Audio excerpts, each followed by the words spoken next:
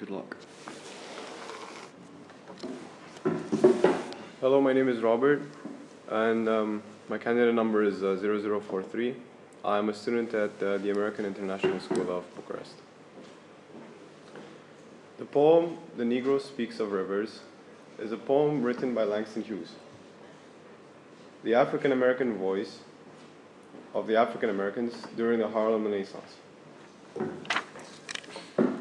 This poem was written during the Harlem Renaissance, where African American recognition was becoming more popular.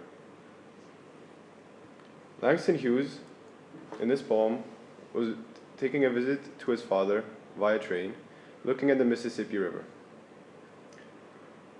The overall atmosphere of this poem is one which sets a way forward for the oppression and racism against the African Americans. The poem's main characters are Langston Hughes himself, the African Americans in the U.S. The poem is written in a first-person perspective, where Langston Hughes is personifying himself as a river, along with the other African Americans at that time. To begin the analysis of the poem, we can see that the title says "The Negro Speaks of Rivers." Even though Negro is singular, Langston Hughes believes African Americans are unified under one name. In the beginning of the passage, Langston Hughes says, "I've known rivers. I've known rivers ancient as the world, as the world, and older than the flow of human blood in veins." There is a repetition of "I've known rivers," and this can be seen throughout the passage later on as well, which will be further analyzed. However, there should be certain importance placed on the phrase "the world as the world and older than the flow of human blood in veins."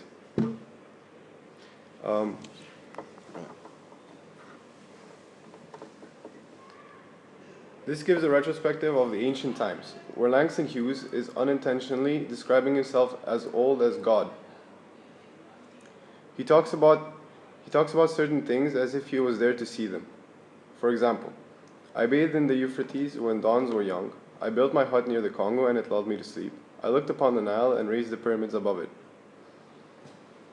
This is clear allusion to the ancient cradle of civilization. It talks about those before him and how they brought a good change, and how Langston Hughes believes that the African Americans will do so as well. As well as this, by unintentionally describing himself as a godly figure, Langston Hughes may possibly be alluding to himself as one of the hopes or salvations for the African Americans. "My soul has grown deep like the rivers" is another phrase which is really important and repeated throughout the poem. This is because rivers always have a destination and purpose for the better. They always keep moving forward. Similarly, Langston Hughes possibly believes that this is the way in which African Americans and their awareness is equal to the moving forward of the river.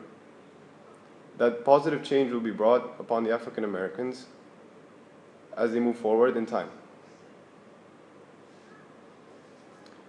Therefore, it is very clear that the rivers are an extended metaphor for the positive change moving forward, for the recognition of the African Americans.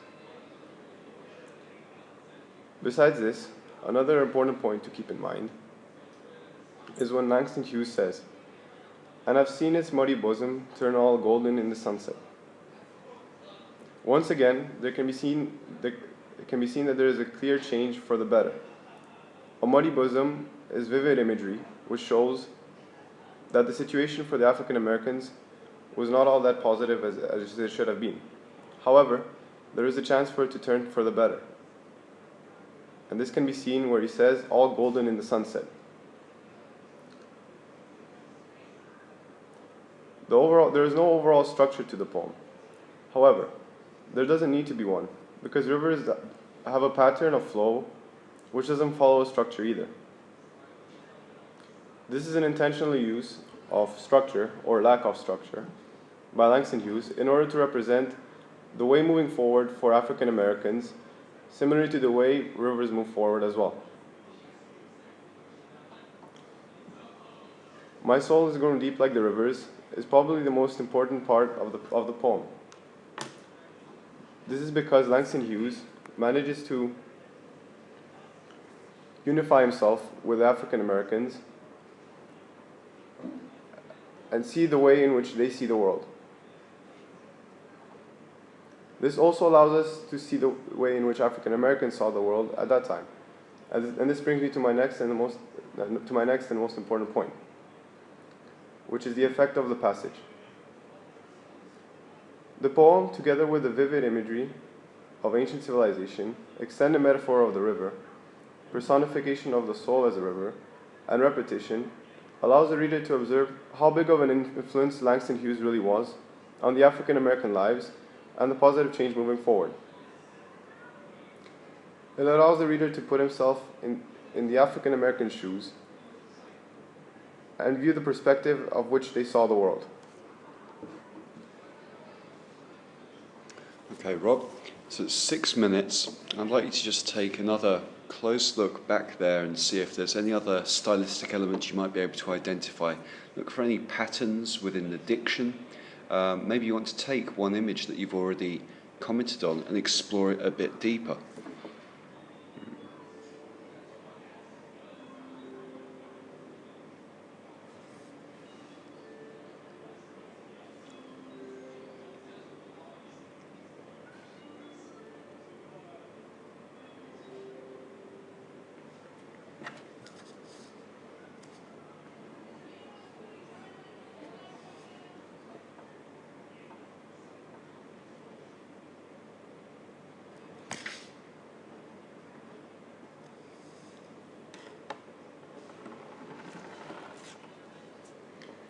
Referring back to the analysis,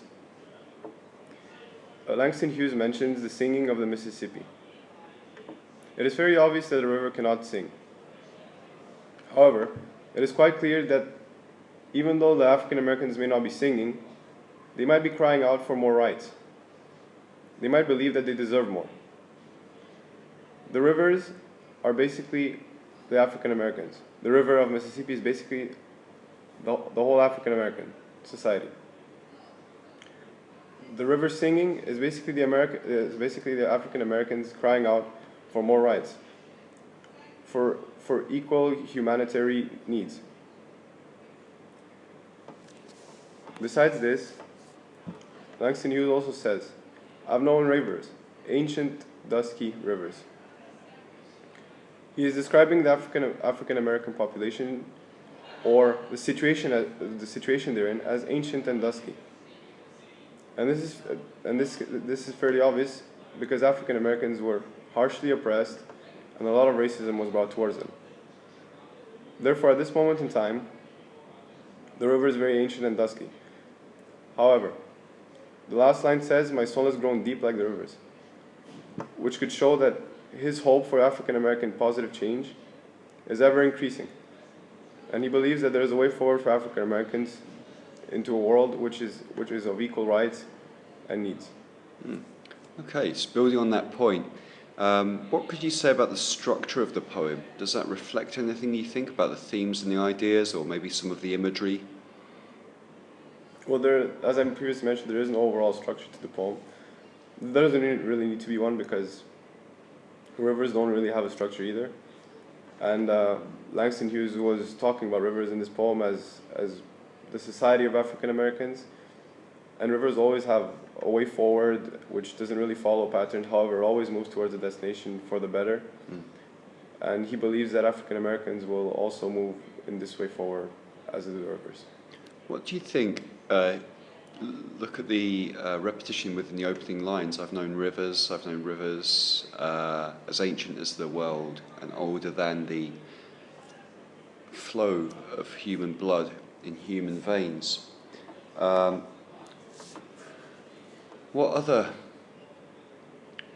else is a river a good metaphor?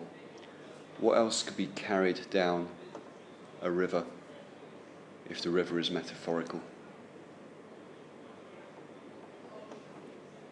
Their thoughts and ideas throughout generations. Yeah. All of their all of the culture they have. Mm. Every single tradition they held is very important to them. Yeah. So similarly to the way in which rivers bring down things down with the flow, the African Americans might pass on things into further generations as to what happened to them and why this is important to them, and how it can help future generations live a better life. Yeah. You talked about the singing of the Mississippi. Why is the Mississippi given, when Abe Lincoln went down there, why is the Mississippi a very powerful location in the history of African American culture? What did Abe Lincoln see when he was down at the Mississippi? His real name is Abraham Lincoln. Why does he call him Abe Lincoln? Maybe because he feels he has a personal relationship with him. Mm. He feels as if he saw the same thing that Abraham Lincoln saw when he went down to the Mississippi.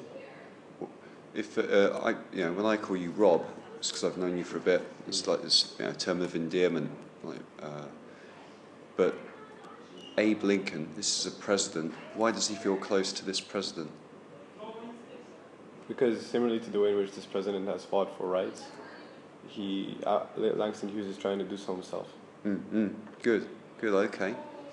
Well, your commentary was 11 minutes long.